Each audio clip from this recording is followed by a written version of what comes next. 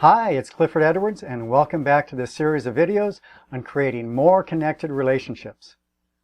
Another common trap that people fall into within relationships, and in their lives in general actually, is the trap of non-acceptance. Non-acceptance is a twofold trap, so today I'll deal with the first part in this video, and that's resistance. Resistance frequently goes hand in hand with trap number 2, looking for what's wrong. The trap of resistance is an easy one to fall into when faced with people or circumstances that you don't like or don't want. Resistance comes out of a belief, a judgment actually, that something is wrong, bad, or shouldn't be that way. Resistance is the opposite of acceptance. It's characterized by wishing or wanting that things could have been, should have been, or ought now to be different. But even more than the wishing or wanting, being in resistance to something means that you're actively struggling against it. In terms of relationships, you may judge and resist their beliefs, their choices and actions, their behaviors towards you and others, or any number of other things. So you resist, you fight, you argue, you judge, you struggle against the facts, you try to control or manipulate situations or circumstances, rather than just accepting the reality of what is. But resistance takes a tremendous amount of energy and attention. And a funny thing happens. The more you resist something, the more you're stuck with it, because your attention, energy, and struggle keeps it right with you wherever you go. Let me give a quick example. Right now, my hands are moving without resistance. I can effortlessly change direction, go at any speed. I can even brush or bump my hands up against one another and move on. But if I decide to resist one with the other, something happens. As I push one against the other, they become stuck together. And now there's effort involved. The more I resist, the more energy I expend, and I start to strain. And as long as they're in resistance, wherever one goes, the other one does too. But when I stop resisting, they come unstuck. I relax, the strain is gone, I'm no longer wasting my energy in such a fruitless effort.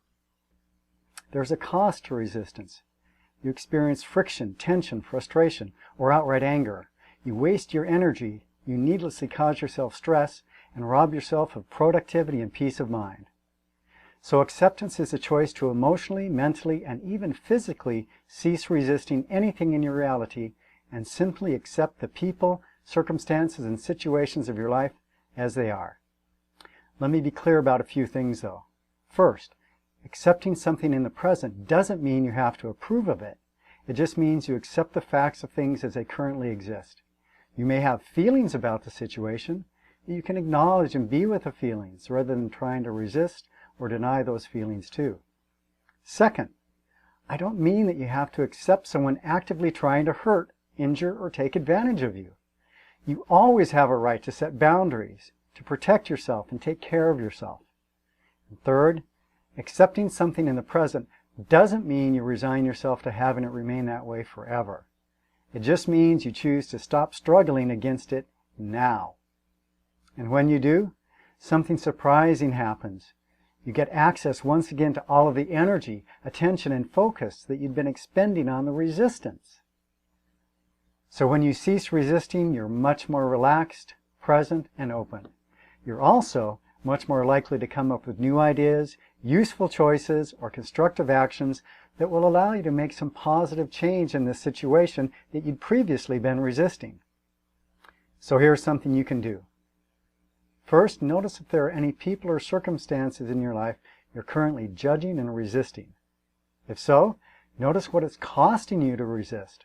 What's the toll on you in terms of your energy, your stress levels, your happiness, and peace of mind?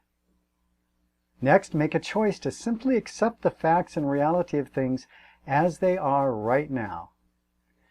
Take a deep breath, relax, and imagine letting go of the resistance. Imagine it simply falling away from you and into the ground beneath you.